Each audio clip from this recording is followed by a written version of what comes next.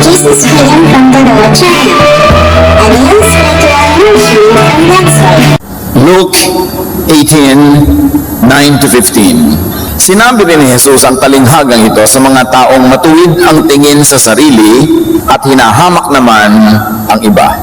May dalawang lalaking pumasok sa templo upang manalangin, ang isa ay pariseo at ang isa ay maniningil ng buwis. Tumayo ang pariseo at nanalangin ng ganito: O Diyos, nagpapasalamat ako sa iyo sapagkat hindi ako katulad ng iba na mga magnanakaw, mandaraya, mangangalunya o kaya'y katulad ng maniningil ng buwis na ito. Samantala, ang maniningil ng buwis na may nakatayo sa malayo at di man lang makatingin sa langit.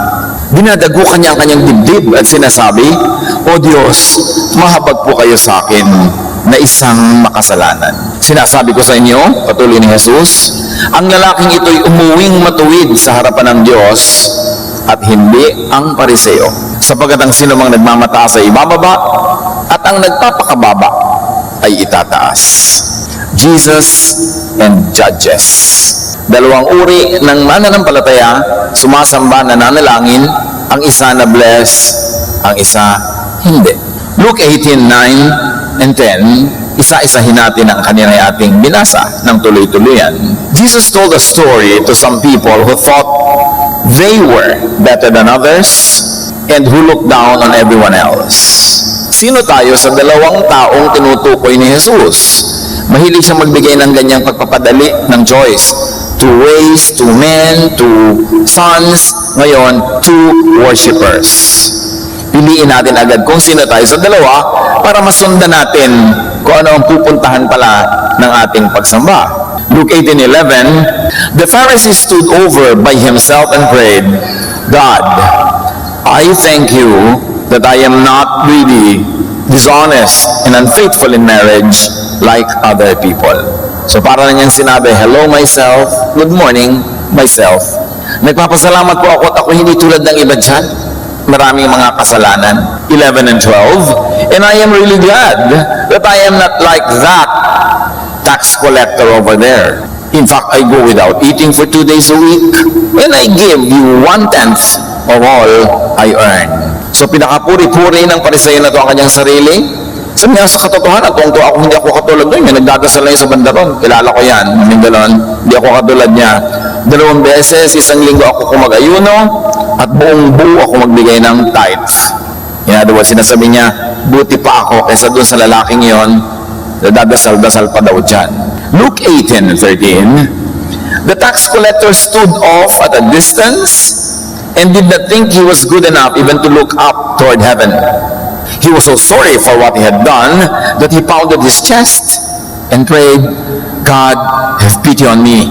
I am such a sinner. So yung tinutukoy naman niya na tax collector ni hindi makalapit doon sa dambana, malayo lang siya nasa isang sulok, thinking that he is not worthy. Ni hindi nga siya makatunghay sa langit, nakayuko lamang. At yung dibdib niya talagang kanyang dinadagukan, pounding on his chest, sorry for his sin, humihingi ng tawad. Luke 18:14, then Jesus said, when the 2 men went home, it was the tax collector and not the Pharisee who was pleasing to God. So isang lalaking relihiyoso, malinis ang buhay sa tingin ng madla. Isang lalaking obviously sa tingin nila ay sobrang makasalanan, pero siya ang umuwi nang nagbigay ng kaluguran sa Diyos at tumanggap ng pagpapala. Dahil hindi siya mayabang, inaamin niya ang kanyang pagkukulang at hindi niya kinukumpara ang kanyang sarili at hindi siya nagja-judge ng iba. Jesus is always on a mission to change perceptions. Marami mga kaisipan, kaugalian na nakatanim na sa utak ng mga Israelita tungkol sa kung anong tama, anong banal, anong marumi, pero ang daming pinalitan ni Jesus sa ganong mga pananaw. At sa kwentong ito ni Jesus, the sinner who judges himself, not others, is the one who pleases God. Meanwhile, the righteous one but judges others is the one who does not please God. So agad, mamili na tayo. Kanya-kanya tayong pagtingin sa sarili. Walang mag-judge sa kapwa, sarili lang. Sino tayo agad sa dalawang ito? Tayo ba yung nagsasabing, Lord, hindi po ako worthy talaga. Nandito lang ako dahil mabait kayo, dahil pinapatawad niyo ako, salamat po. Pero hindi talaga ako worthy. Meron naman, mabuti pa ako sa iba dyan. Yung iba dyan, makasalanan. Dapat parusahan, dapat paluin ng Diyos, etc., etc. So, righteous na nga siya according to the law, pero hindi pa rin siya pleasing to God. Paano na kung sinner na, tapos self-righteous pa, at judgmental pa? Hindi doble-doble ang negative na mapapansin at matatanggap niya mula sa kalangitan. Luke 18:14, if you put yourself above others, you will be put down. But if you humble yourself, you will be honored. Napakasimple naman eh. Pero bakit sakit pa rin ng maraming relihiyoso na hindi pa sila sapat na maging banal, kailangan pang usigin nila yung mga hindi banal. And obviously, that is not what Jesus wants.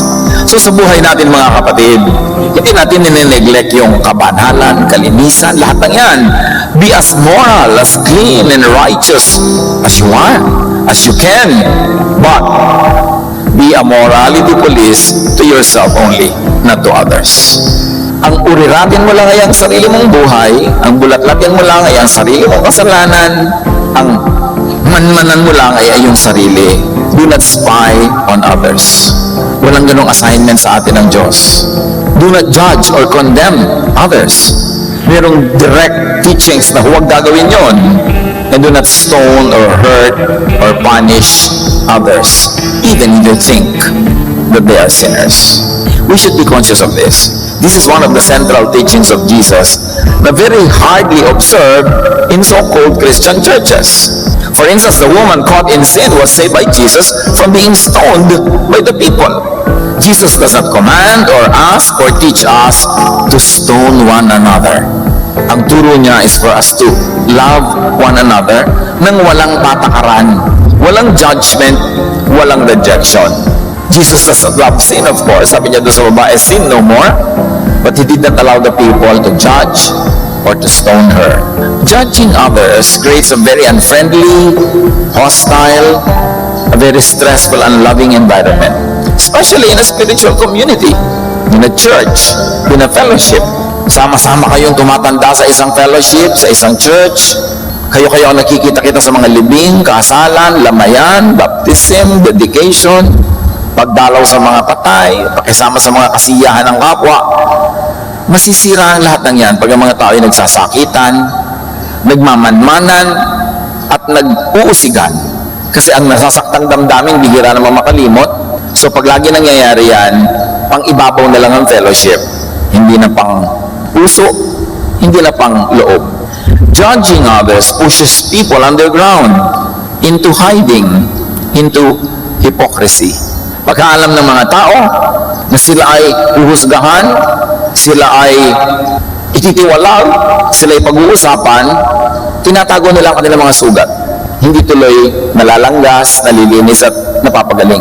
Itinatago nila ang kanilang mga kahinaan, naglalakas-lakasan sila, itinatago nila ang kanilang mga kapintasan. So ang mga tao namumuhay sa pagbabalat kayo, sa pagkukunwari, at nakaka-stress yun. Bakit ka pa nag-church? Para lang mabigatan ka sa dami ng mga maskara na kailangan mo isuot.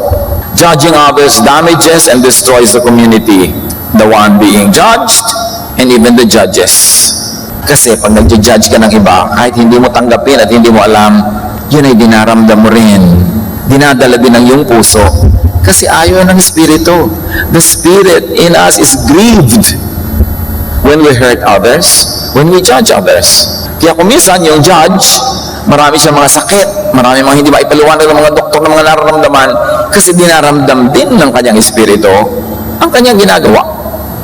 At oras ang ating isip, puso, katawan, sinasabi, iniisip at ginagawa ay hindi isa, hindi united, hindi solid, kundi one half love, one half hatred, one half friendship, one half enmity. Nagkakasakit tayo. Do not judge or hurt a person for the sake of image, for the sake of audiences. Kung minsan meron kayong fellowship, ay, kailangan magandang image natin sa labas, kailangan makita nilang pinaparusahan natin nagkakamali, hindi natin tinotolerate. So image sa labas ang iniisip. May mga pamilya, ganun din, yung image, sasabihin ng kapitbahay ang mahalaga, hindi to be supportive and loving to one another.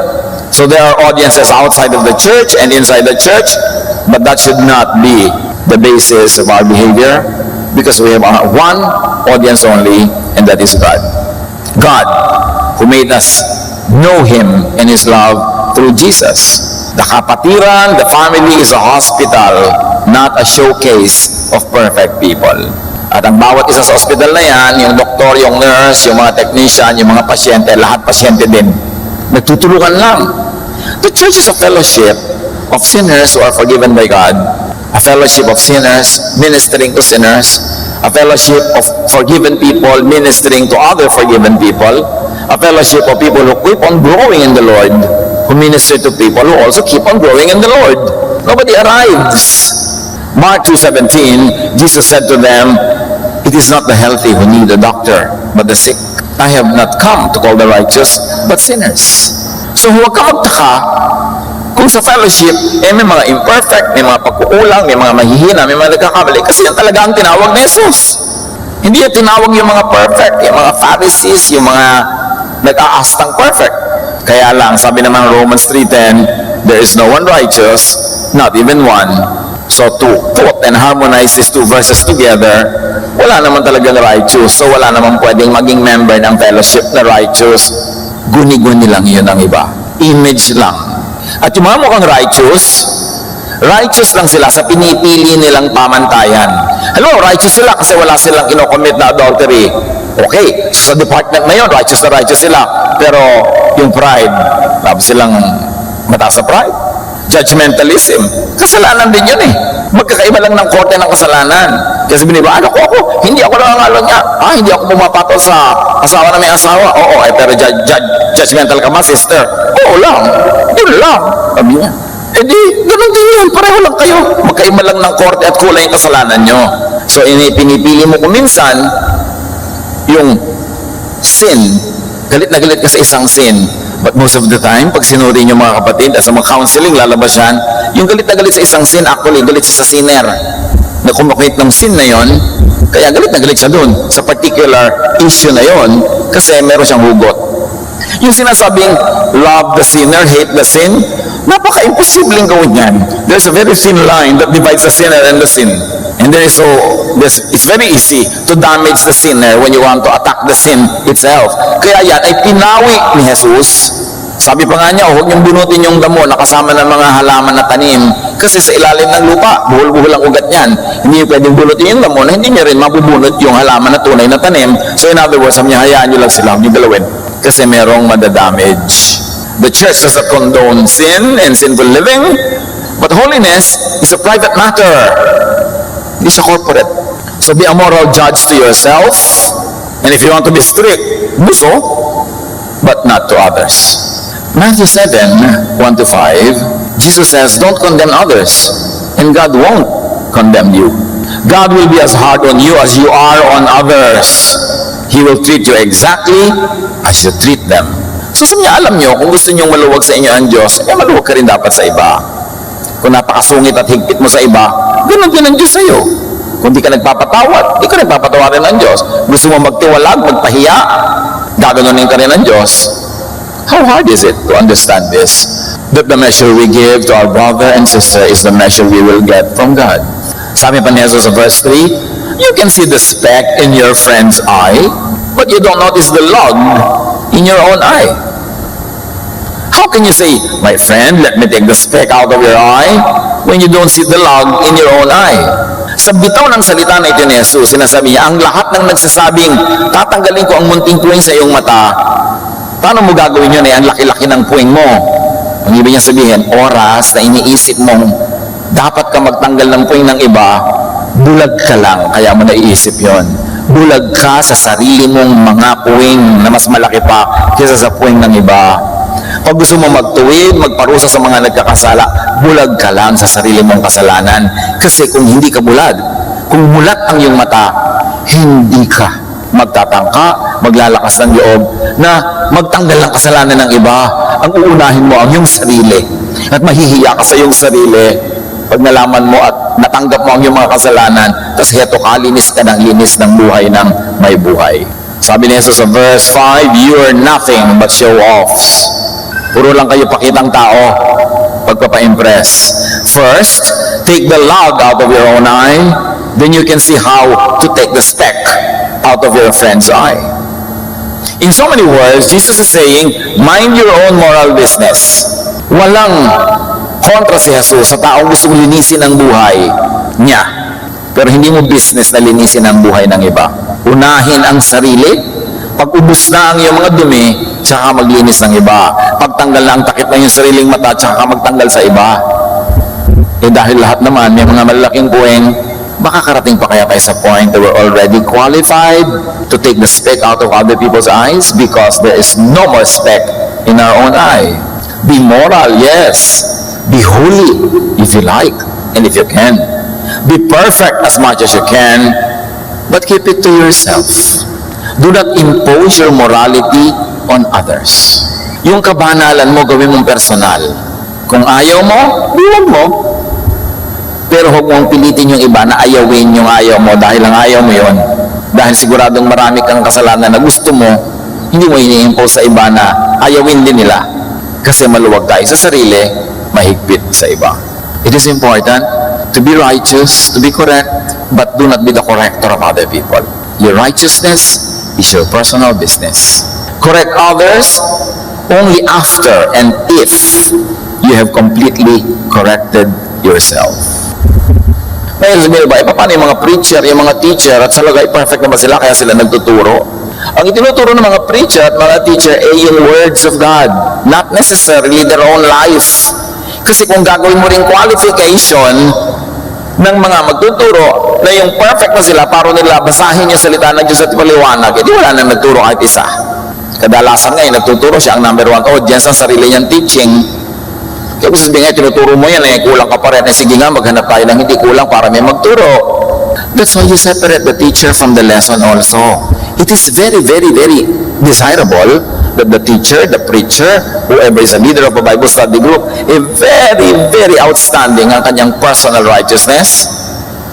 Pero hindi mo dapat expectan yun ng perfection kasi walang qualified at walang mga angahas mag-lead sa anumang spiritual activity. No prophet, no teacher was ever perfect, only Jesus. But when you teach the teachings of Jesus, you point people to God, not to your own life, then you may lead people if you are letting the Holy Spirit lead you in turn. So it's very important. Why do you join church? Papasok ka ba? Sasama ka ba sa isang fellowship kung malalaman mong kulungan pala yon? Ikukulong ka lang pala pag sumali ka doon? Hindi ka na pwedeng makipag-fellowship sa iba, hindi ko pwedeng umattend sa iba, hindi ko pwedeng mag-aral sa iba. Property ka na nila. O kaya, papasok ka ba sa isang church, magiging member ka ba doon kung alam mong hukuman pala yon? Pagdating mo doon, hukuman ka, lilitisin ka, they will spy on your life, pag-uusapan ka ng mga committee, huhusgahan ka. Sasali ka ba doon? Sabi ni Jesus, I have come to call the sick. It means that the church is a hospital. It's a caring environment. Sumasali ka sa church para makasama mo yung kapwa mo kulang, nagkakaintindihan kayo, at sa inyong pagsasama-sama, pinagpapala kayo ng Panginoon. The gifts of one another is ministered to everyone else, so everyone benefits. Pero kung sasali ka, tapos sa loob magpasok mo, batuhan, pahiyaan, sisihan, ba't ka pa sasali? Napagod ka tuloy. Church is still lacking, worldly, a failure if it is on Jesus. When people spy and police on each other, compare their godliness with that of others, condemn and punish and hurt people that they label as sinners, and when they live in a climate of fear and imposed guilt, kulang na kulang pa ang church pag ganon. Ang kailangan ng tao sa buhay na ito na malupit, buhay na maraming suliranin, buhay na maraming kabiguan, ang kailangan natin ay silungan, kanlungan, kung saan pwede tayong magpagaling ng mga sugat, kung saan pwede tayong magpalakas sa mga kahinaan, kung saan tayo pwede magpalakasan sa isa't isa, bagamat may kanya-kanya pa rin kahinaan. This is a community of Jesus. And when we begin realizing that, we become kinder, more accepting, not only of others, but also accepting of ourselves. Then we begin to relax, we begin to rest, which is the primary teaching of Jesus. Sabi niya, come to me, and I'll give you rest. I'll give you peace. So be righteous, yes, but not self-righteous. And remember that the meaning of the word righteous, especially in the Greek New Testament, the original language, does not mean moral uprightness. Righteousness in the New Testament means kabutihan, kabaitan sa kapwa. Yun ang tunay na righteous. Pero yung Kumpletong-kumpleto ka sa mga religious duties, religious attendance, religious donations, tapos sinuhusgahan mo yung kapwa, kinakawawa mo, di ka mabait sa kanya, unrighteous ka pa rin. Kaya yung kinwento ni Jesus, went home without being blessed, kahit na-fulfill niya lahat yung religious requirements, kasi hindi siya mabait. Hindi siya mabuti sa kapwa. Kaya yung sinasabi ni Jesus sa gagantimpalaan, yung mga dumalaw sa may sakit, nagdamit sa hubad, nagpakain sa gutom, nagpainom sa uhaw, dumalaw sa mga bilanggo na tinatawag nilang latak ng lipunan, tinatawag nilang mga masasama, makasalanan, etc. Yung pagdalaw doon, gusto yun ng Diyos. Yun ang righteousness.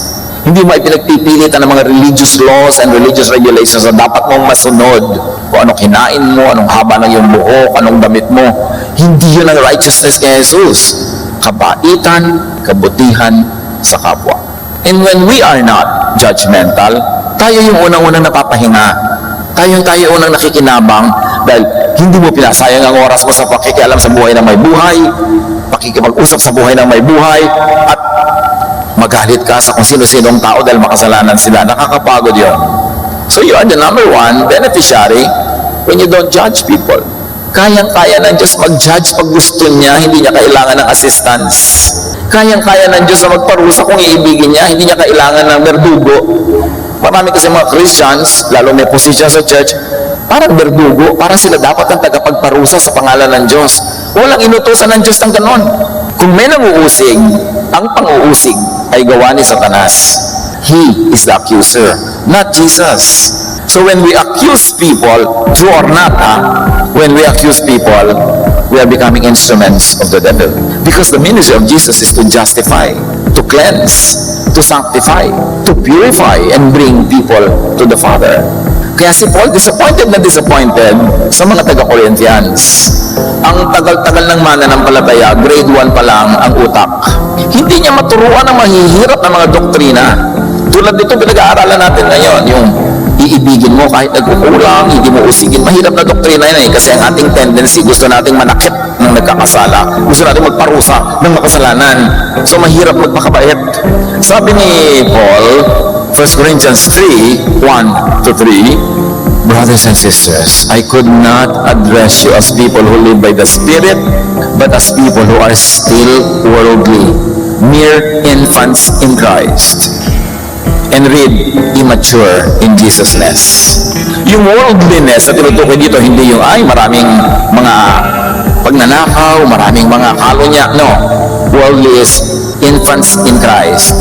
Childlike, immature in Jesusness. Kulang na kulang pa ng isip ni Jesus na umiiral sa kanilang puso. Verse 2, sabi ni Paul, I gave you milk, not solid food, for you were not yet ready for it. Indeed, you are still not ready. Sa atin ngayon, sa tabi nyo, kung minsan may nagugutom, anong malas, dudukot-dukotin yung bag, maglalabas ng biscuit. Diba? Magugulat ba kayo kung itong si tita, paglabas, chupon, tapos sisipsip siya ng gatas. So, ang tanda-tanda nyo na tita, yan pa rin. Ito na kasing kayang tunawin ko. Yun yung sinasabing childlike or childish. Ang tagal-tagal na ng mga ibang Kristyano, kung tinuturoan mo ng be loving, be accepting, na-offend. Hindi mo maturuan tuloy ng mga mas malalalim pa kasi yun pala nga na-empath siya na hindi na matunawan. Kaya sabi ni Paul, you are still worldly. Worldly pa kayo pag ganyan ang inyong mentality. Kaya baby pa rin kasi asal baby. At ano yon yung pagiging baby sa spirit? Silipan, chismisan, sumbungan, kampi-kampi, pag-condemn ng kapwa, batuhan. Sabi, yan ay gawa ng mga bata pa lang sa pagiging maka-Jesus. So let other people's personal sins be private between them and God. Kayang-kaya ng Diyos malaman ang ginagawa ng bawat isa. Hindi natin kailangan mag-report. Kayang-kaya ng Diyos na i-bless. Kayang-kaya ng Diyos na i-withhold ng blessing. At sabi ng Diyos, I will bless whom I like to bless. Yun ay kanyang choice. Romans 14:12, so then, each of us will give an account of ourselves to God. Nakita niyo yung Pharisees, sabi niya, buti pa ako, yung iba dyan nangangalo niya, yung iba nagnanakaw, yung iba ang sinisilip niya. At nung pumunta siya sa sarili niya, sabi niya, buti pa ako, nabait ako, nagtatight ako, etc., etc. James 4:11-12, Noon pa man kasi talamak na yan eh. Batang-bata pa lang yung church. Ang gulo na ng mga Kristiyano. Don't say cruel things about others. If you do, or if you condemn others, you are condemning God's law. God is our judge. What right do you have to condemn anyone? Pag daw kinokondem mo ang iba, kinokondem mo ang law of God. Bakit? Ano ba yung law of God through Jesus? Love. Jesus gave only one law, one commandment. Love one another. And when you condemn others, you are unloving. You are condemning the very law of God that He gave through Jesus. You are going against the law. So law breaker ka pagka hindi ka loving. Ang nakatanim kasi sa utak natin lahat, yung mga law ni Moses, mga don't eat this, don't do that, akala natin pag sinusunod natin yun, okay na tayo, at may right na tayo i-condemn yung iba na hindi sumusunod doon. Pero may iba ng law, bagong commandment. Sabi niya, love one another. You are truly my disciples if you love one another. As sinasabi pa, if you really love, you will lay down your life for your brother. Life pa ang hiningi. Ang hinihingi na lang nga dito, mas magaan. Huwag mo lang siya i-condemn.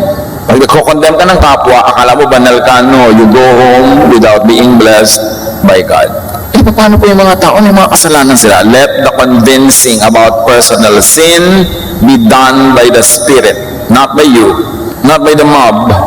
Unless the person himself or herself goes here and says, may problema ako, ano maipapayo mo sa akin? Meron akong mga ganitong gulo sa buhay ko, paano kung mapapayuhan? Then, you may dispense of your wisdom or godliness, but without being asked, what right do you have to condemn others?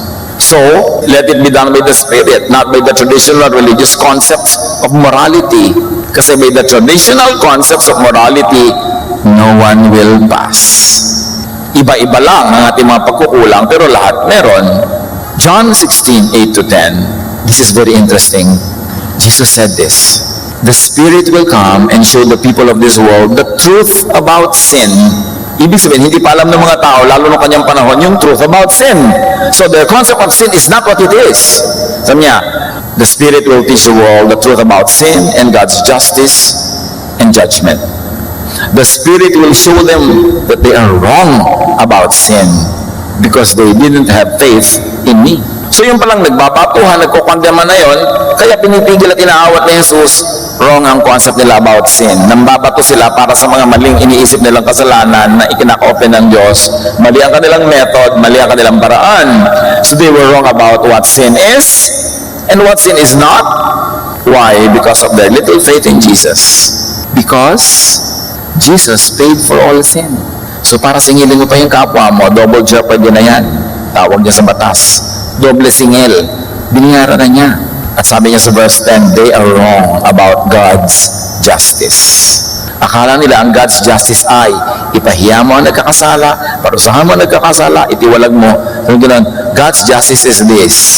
Lahat ng bayad sa kasalanan, binayaran na ni Jesus. Bayad na. Hindi na iintindihan ng mga tao kung ano ibig sabihin na maging manampalataya ni Jesus. So they are wrong in thinking about what God's justice is. They are wrong in thinking about how to administer God's justice.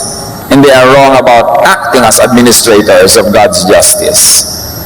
Stoning others. Yun ang nangyayari kahit sa first century church. Kaya sila Paul, sila James, yung mga teacher, ang dami nila kinokorek na ganun. Dahil maraming umiiral na ganun. At sa lagay, dasal na sila ng dasal, ang relihiyoso na ng mga Israelita pero hindi pa pala nila alam, at mamali pala ang alam nila about sin and God's justice and judgment, kaya sila ganun kalupit sa kapwa. Knowing all that and appreciating all that, sino ngayon na maglalakas loob na ang bilis-bilis mag-judge na mambato sa kapwa? Mas napakalaki ng chance na mali ka pala. Kung magkakamali tayo mga kapatid, err on the side of being loving and kind and accommodating, kasi hindi ka naman siguro papagalitan ng Diyos kung napakaloving mo. Pero kung napakalupit mo, yun, mapapagalitan ka. Paano kung gagawin ko, nalilito ako how to deal with this person? Kung nalilito ka, lalo't kung nalilito ka, maging loving ka na lang. Because God is love. Kung meron mang maging sobra yung pagmamahal mo, di Diyos na lang magtatama. Kung kulang, mas mahirap na pagtatama ang gagawin niya. Sabi ni Jesus, people have wrong ideas about sin, judgment, and justice. So, ingat-ingat tayo dyan whenever we deal with sin, judgment, and justice. Because sabi ni Jesus, people are wrong about it. People mishandle, maltreat sinners, fellow sinners, and even themselves. Marami ng mga tao, hindi lang iba ang biktima nila, pati sarili. Kasi wala rin silang ginawa, kundi i-condemn ang sarili nila. Samantalang sila ay minahal na ng Diyos through Jesus. Nilinis, hinugasan, tinanggap, pero sarili mo pa rin ang lagi mong pinagmumukhang dumi-dumi, lagi mong kinokondem at lagi mong ipinupuwera sa blessing, samantalang ang ganda-ganda na ng gusto ng Panginoon mangyari sa iyo, that you will have peace, that you will have rest, and that you will be full of love. Kaya ang bottom line lang, simple mga kapatid, mag-ingat sa paghusga, sa kapwa at sa sarili. Many teachings on dealing with sinners, especially policing, judging, rebuking, and punishing, do not come from Jesus, but from other persons, from un-Jesus religious traditions. At kahit ang first century Christianity, maraming un-Jesus traditions.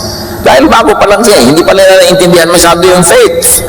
Ang dami nilang carry over of the Jewish background, carry over of their legalism. Kaya laging kinokorek ni Paul, sabi niya, even if I speak in the tongues of men and of angels but have not love, I gain nothing. Even if I delivered my body to be burned but have not love, I gain nothing. Sabi ganoon, kahit paanong galing ko, pag hindi ako loving, baliwala ako. Paulit-ulit sila sa pagtuturo niyan. That's why it is all important to use the Jesus filter in all religious teaching. Na lahat ng katuruan, lahat ng mga policies, regulations, salain kay Jesus. Pag hindi loving ang application, ilagay na lang sa library, reference point. Gawin mo, reference sa sarili mo. Pero hindi na kailangan i-impose sa iba all the time. Because para namang hindi nangyari si Jesus, para hindi niya hinugasan natin makasalanan, para hindi tayo pinatawad ng Ama dahil sa Kanya. At ang tanong ng iba, paano pong hinugasan? Paano naging banal? Ito nga ang sister na ito, kahapon lang yung ginawa yung kasalanan niya. Paano naman maituturing mo na malinis sa chat ng Diyos? God is timeless. God is eternal. Sa Kanya, yung nangyayari pa lang sa atin ngayon, sa Kanya, tapos na yun. Sa eternity ng time frame ng Diyos. So ang tinitingnan niya, yung long shot, yung malayo. At tayo man ay malagutan ng hininga, lahat ng nagawa natin kasalanan, at nagagawa pa hanggang ngayong buhay pa tayo, sa tingin ng Diyos, lahat yan ay bayad na. Dahil eternal ang pagtingin niya, yung long shot, yung malayo. Napaka-importanting malaman natin na kahit araw-araw, patuloy pa rin tayo nagsisikap, nadadapa, nagkakamali, nagkukulang. In the overall calendar, in the overall frame of God, we have crossed over from death to life. We have already been declared clean and sinless because of the work of Jesus. At pag ang lagi mong i-focus yung kasalanan mo, kasalanan ng iba, lagi na lang yan ang topic, lagi na lang yan ang dahilan para tayo maging malupit sa isa't isa, you ignore the work of Jesus. Mysteriously, many Jesus believers would be very uncomfortable with Jesus being the supreme and only standard. Gusto nila paghalu-haluin pa rin, at kung may choice, pipiliin pa rin nila yung magparusa, maging malupit, baliwala si Jesus. Many religious people would reject Jesus as the only standard. Kaya, nagdadalawang loob sila. John 16:1-9, sabi ni Jesus, I am telling you this to keep you from being afraid. Sino ay magiging afraid? Mga new believers niya na magbabago ng isip at pananaw tungkol sa law, tungkol sa punishment. Sabi niya, you will be chased out of the Jewish meeting places. Dahil sa inyong bagong pananaw na ibinibigay ko sa inyo, pagmamahal sa kapwa, pagpapatawad, pag-ibig, itataboy kayo ng inyong mga religious places. At kung pwede kayong ihulog sa bangin tulad ng gusto ng gawin kay Jesus, gagawin nila. And the time will come, sabi ni Jesus, when people will kill you and they think they are doing God a favor. Dahil nananalig kayo at pinapairal nyo ang Jesusness, yung mga mahilig sa legalism, mga Pharisees, they will even want to kill you because they think that is what will please God. That's why I'm telling you, you don't know God, you don't know God's justice, you don't know anything about how God handles sin. Verse 3, they will do these things because they don't know either the Father or me.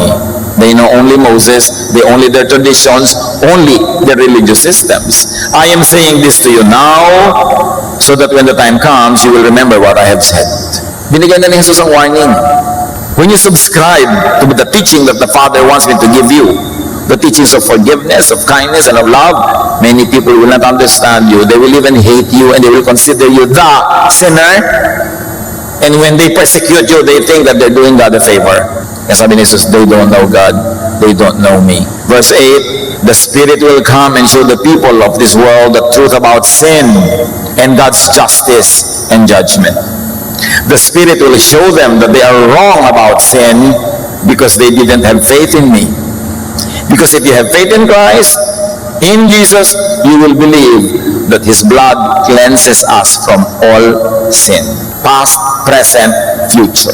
But the concept is when you enter the church, the family of God, your issue is now to love one another, to make life better, nicer, kinder, to enjoy the life that God gives you. Sabi niya, I came that you might have life and have it to the full.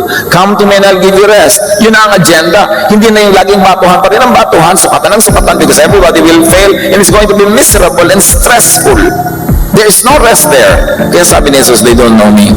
They don't know the Father. And these people will insist on continuously hurting you because they think that's what pleases God. Faith in Jesus corrects all notions about sin and about how to deal with sin and sinners. Marami mga tao, Pastor, please preach about sin. Preach about sin. Condemn the people. Make the people know they're sinful. Jesus tells us to preach about love and forgiveness and rest and kindness. Ayaw ba natin nun? Hindi ibig sabihin na kukonsintihin mo ang kasalanan ng lahat, dahil wala na ang kasalanan. No, wala yun. Masyadong exaggerated yung nag-iisip ng mga ganon. Pero ang mahalaga, alam mo na ikaw, ako, tayong lahat, forgiven lang. At alam ng Panginoon, sabi niya, God remembers that we are dust. At kaya niya sinasabi, but if we sin, we have an advocate with the Father. Ganon, confess your sins before the Lord and you will be cleansed. Ang daming ginawa ni Jesus na escape para sa mga nadadapa, nagkukulang. Hindi sila dapat kulungin at ikadena, because entering the peace of Jesus means going out of the door into the pasture, into the green valleys, into the sun. Hindi ikukulong mo ang tao. John 1:29, the next day, John saw Jesus coming toward him and said, "Here is the Lamb of God who takes away the sin of the world." Ang ministry ni Jesus, alisin yung kasalanan, ilayo.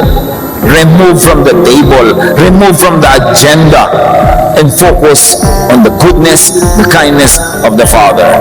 But while Jesus takes away sin, many Christians insist on focusing on sin, on witch hunts, yung pagmamanman sa isa't isa, paghahanap ng mga kasalanan, and branding others as sinners, and they want always discipline, which really means punishment.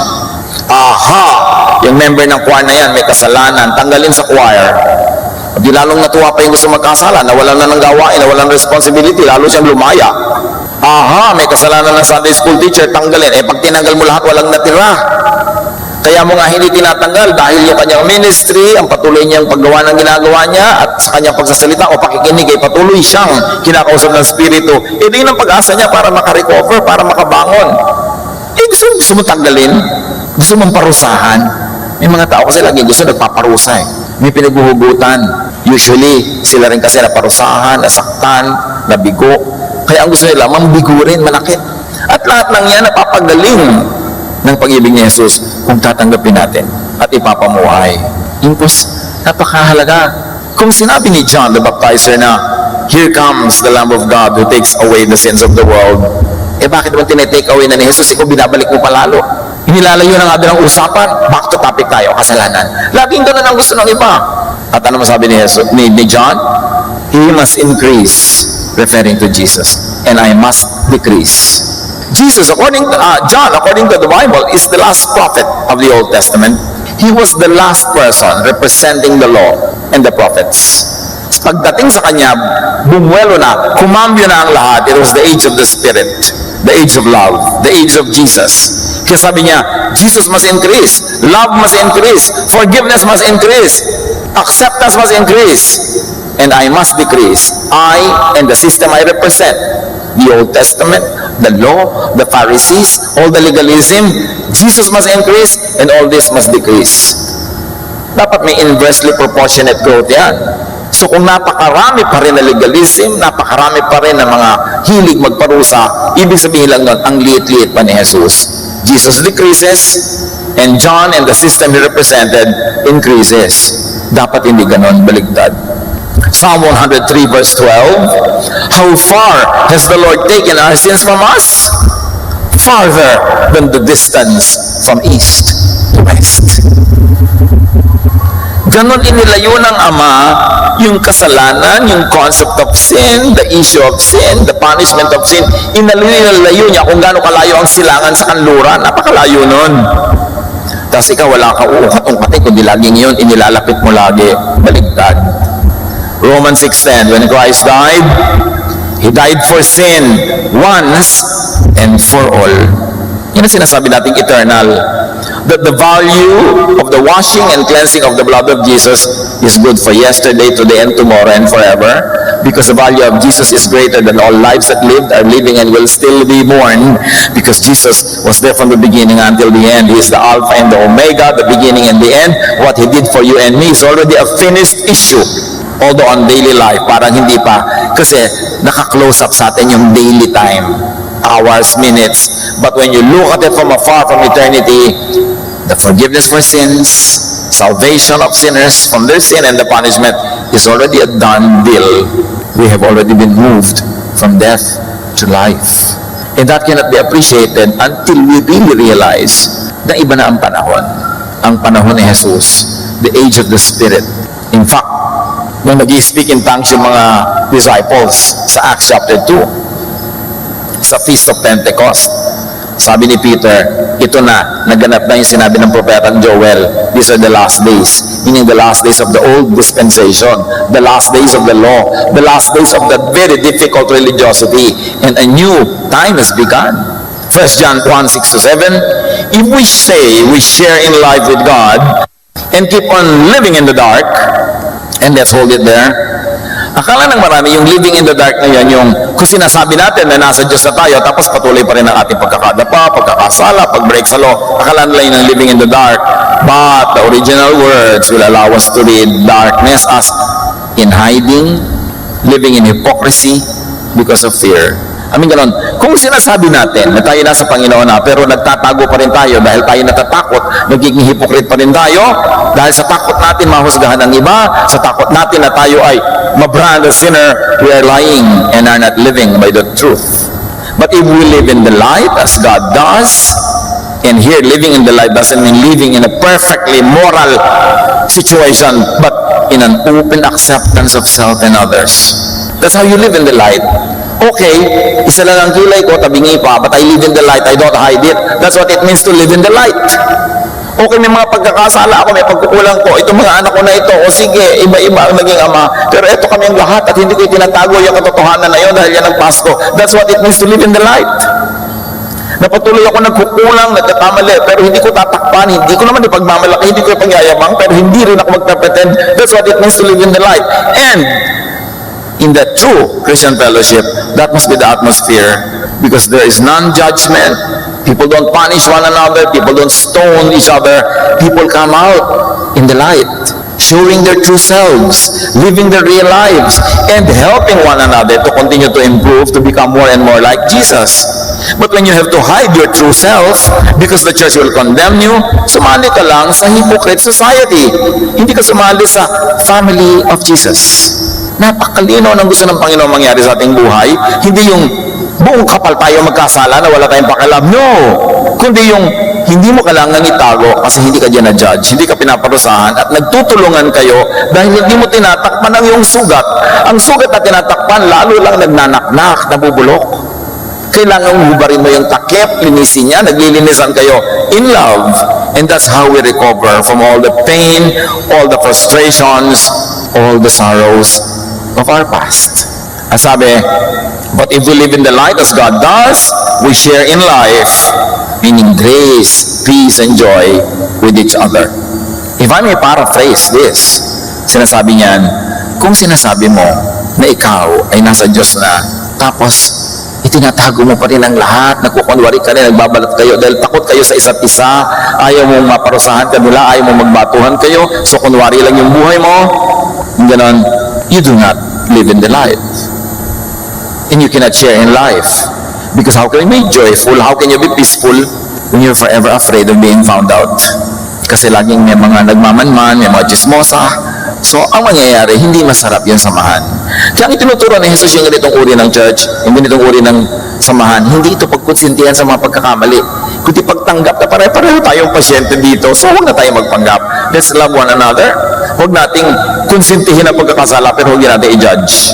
Kung may i-judge ka, sarili mo lang. At kung may palalapit sa iyo, kaya mong tulungan mo. Nagpapatulong sa iyo, tulungan mo. Pero huwag kang kala mo kung sinong papasok sa buhay ng may buhay para ituwid ang buhay nila. Dahil liko ka rin. Colossians 3:13-15, bear with each other and forgive one another. Forgive as the Lord forgave you. And over all these virtues, put on love, which binds them all together in perfect unity. So pagka tayong lahat ay mabait sa isa't isa, hindi tayo mapanghusga, sabihin gano'n, yan ang gawin nyo. Magpatawaran kayo, magtulungan kayo sa pagbubuhat ng bigatin ng mga pabigat sa buhay ng kapwa. Hindi yung kayo pa ang nagpabigat lalo. Magpatawaran kayo, mag-ibigan kayo. Yan ang magiging foundation ng inyong unity, ng inyong pagiging family. Diyan pala kayo makaka-relax. Diyan pala kayo makakapagpahinga at magiging restful. Verse 15, let the peace of Christ rule in your hearts, since as members of one body, you were called to peace. Yun ang tinatawag ng Diyos sa gawin ng kanyang mga anak, kapayapaan, founded on acceptance and love and forgiveness, not on self-righteousness and judgment and throwing stones. John 1:7, and the blood of His Son Jesus washes all our sins away. Yung hindi mo kayang hugasan sa sarili mo at yung hindi mo kaya at dapat hugasan sa iba, ang dugo ni Jesus ang naguhugas sa lahat. Lahat ng kulang kukunan niya, lahat ng dumililinisin niya, doon tayo magkakaroon ng kapahingahan. And if the blood of His Son Jesus washes all our sins away, then the issue of sin becomes irrelevant. It is not on the table, it is not on the agenda, dahil ang inutos, heal the sick, visit the prisoners, feed the hungry. Inaasikasuhin natin, hindi maghanapan ng mga kapintasan ng isa't isa. John 3:35-36, the Father loves the Son and has given Him everything. Everyone who has faith in the Son has eternal life, but no one who rejects Him will ever share in that life, and God will be angry with them forever. And to reject love and to reject the brother and the sister is to reject Christ. No wonder, marami mga tao na kay Jesus na hindi pa rin tahimik ang buhay, magulo pa rin, puro fear, side effect yan ng rejection of the love of Jesus that He wants applied not only on you, but also on your brother and sister. People who reject Jesus and His message of love will not have life, will not have an abundant life, will not have a peaceful life. And why not? Because rejection of God's unconditional love and grace means remaining in and remaining under the law. Kaya hindi ka matatahimik. Romans 3:20, God doesn't accept people simply because they obey the law. No, indeed, all the law does is to point to our sin. So-called Jesus believers who insist on the law, on policing and punishing others for personal sin, do not really understand or believe in and accept Jesus. Why do we emphasize personal sin? Kasi merong corporate at merong social and national sin. Halimbawa, government official ka, nineglect mo ang duty mo, nagbuhuan yung mga building na pinirmahan mo ng permit na itayo, natural, you're accountable publicly kasi public yung sin. Ninakaw mo ang pera ng bayan, natural, publicly accountable ka kasi affected kaming lahat. But your private life, what you do in private, what you do even with other private individuals is none of our business. Yun ang sinasabi nating personal sin. Tulad ng babae who was caught in adultery, it was a private thing done in her house together with another person, babatuhin na siya. Hindi siya pinabato ni Jesus, pero sinabi ni Jesus, sin no more. Hindi maganda ang ginagawa mo, pero hindi ka rin dapat batuhin nila kasi private life mo yan eh. Diyos ang nakakaalam kung anong gagawin sa'yo. Huwag tayo manghimasok sa buhay ng may buhay. Pero kung public yung kasalanan, affected tayong lahat dahil sa neglect of duty, natural, merong public accountability. One of Jesus' great missions is to change thoughts, attitudes, and lives by changing people's minds. We should change our mind about love, about the law, about Jesus, para ma-benefit natin yung peace na gusto niya na ating mapakinabangan. Romans 12:2, do not conform to the pattern of this world, but be transformed by the renewing of your mind. Then you will be able to test and approve what God's will is, His good, pleasing, and perfect will. And what is the will of the Father through Jesus? That we have peace, that we have an abundant life, that we enjoy loving one another. Then you would be able to test and approve what God's will is as revealed through Jesus. You will be free from the curse of the law and have a life. You will be loving enough as to free others from the curse of that same law. Balikan natin yung nagdarasal na makasalanan sa simula. Luke 18:13. Samantala, ang maniningil ng buwis na may nakatayo sa malayo at di man lamang makatingin sa langit, dinadagukan niya ang kanyang dibdib at sinasabi, O Diyos, mahabag po kayo sa akin na isang makasalanan. May lesson to be learned from this man. Ganyan dapat ang isang sinner, lalo ang forgiven sinner. Humble, quiet, inconspicuous, repentant. Hindi yung inaabuso ang kabaitan ng Diyos. Hindi yung ipinaparada at ibinawag kayo mga kasalanan, tapos sabi niya, Jesus-ness na tayo. Walang ganun, ha? Hindi mo pwede sabihin, love na tayo, so pwede na ako mag-agaw ng kahit ano na lang, gawin ko ang kahit ano, iparada ko ang sarili ko na nagkakasala, pinagyayabang ko pa. Hindi yung Jesus-ness. So huwag tayo magkamali kung ano kahulugan nun. Huwag nating abusuhin. Ang itinuturo is to be loving to others, and if you want to be strict with yourself, that's fine. If you want to be correct, be correct. Mahalaga yung hindi natin abusuhin na tuloy nasisira yung pangalan ni Jesus. Dapat hindi pinapahiya si Jesus. Dahil sabi nila, ang mga sumusunod kay Jesus, ang kapal-kapal na, wala nang hiya. Dapat meron, dahil sumusunod tayo kay Jesus. Hindi ipinapahamak yung mga naniniwala at nagpapalaganap ng ideya ni Jesus. Tuloy sasabihin, huy, turo ka ng turo ng Jesus-ness. Yung mga yun, puro kasalanan ang ginagawa. Hindi pa nahihiya.